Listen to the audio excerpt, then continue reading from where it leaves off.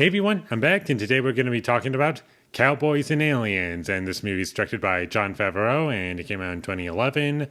And it's his film after Iron Man 2. And I haven't seen Iron Man 2 in a while, but he's directed some good movies. I like Iron Man, and I don't really remember much about Iron Man 2, like I said. And he also directed Elf, and he directed the live-action adaptations of The Jungle Book and The Lion King.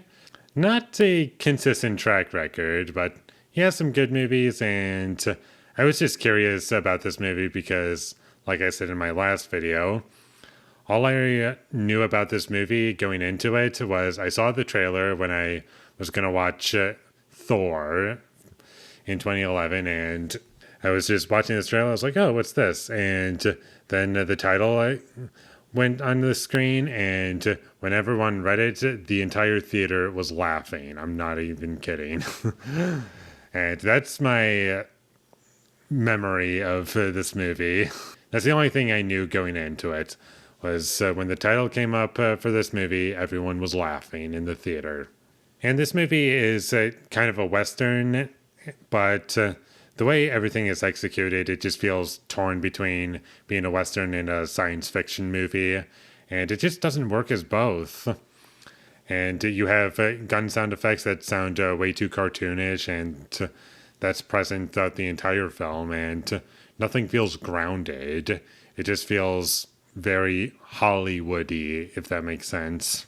The tone of this movie is all over the place. Sometimes it's kind of fun and almost lighthearted in a sense, and you have characters that are really connecting with each other, and at other points it's kind of dark and disturbing, and I just don't know what this movie is trying to be. And there are points where it's hilariously bad, like in the flashback scenes. Many of the performances in this movie shocked me because they were mostly bad, and I was kind of shocked by that because these are actors that I normally like. And the only one who did a good job was Sam Rockwell. He was the best part. I'm not saying he was amazing or anything, but he was the only one who was not making me cringe. And one small thing about this movie is that the guns have infinite ammo at times, for the most part, except for when the script says they're not allowed to have infinite ammo. Daniel Craig, he has this thing on his arm, and it's basically like a gun, and it's very video gamey. It's is it supposed to be sometimes it can kill people, sometimes it just pushes them back. They never really establish what it can do very well, and it only is activated at convenient moments in the script, and I just call it a plot device kind. Yeah, now I'm just thinking of Yu-Gi-Oh! GX, the abridged series, where instead of a plot device gun, they say plot device cards. And that's just something that I used to watch as a kid, and I still find it pretty funny today. I have cards so powerful, I can only use them once. But anywho, getting a little off track. Whenever there's supposed to be tension within the film, because aliens are coming up to human characters, and it's supposed to be scary, but none of it is earned. I don't like any of these characters. They're all annoying, and the alien designs, there's nothing interesting about them. They're just whatever you could look up, I guess. They kind of reminded me of the Cloverfield monster in a way, except a bit more humanoid in a sense. They're about the size of a human, except maybe a bit taller and bigger. And throughout the entire film, you will learn what the aliens' motivation is, but they're also kidnapping people.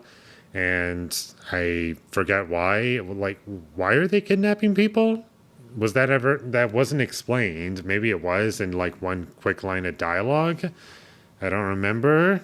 But the movie was just really boring, so that's probably what happened. And my only other positive for this movie is that it wasn't terribly shot in every scene. It did look nice. There were some nice looking shots in this film, but that's about all it had to offer.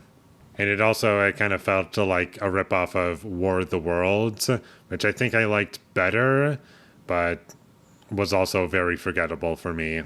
This one is just as boring, but even more forgettable because it has like nothing that I like about it, basically, except for a couple things, which bring it up a teensy bit, but overall, this was a huge waste of time.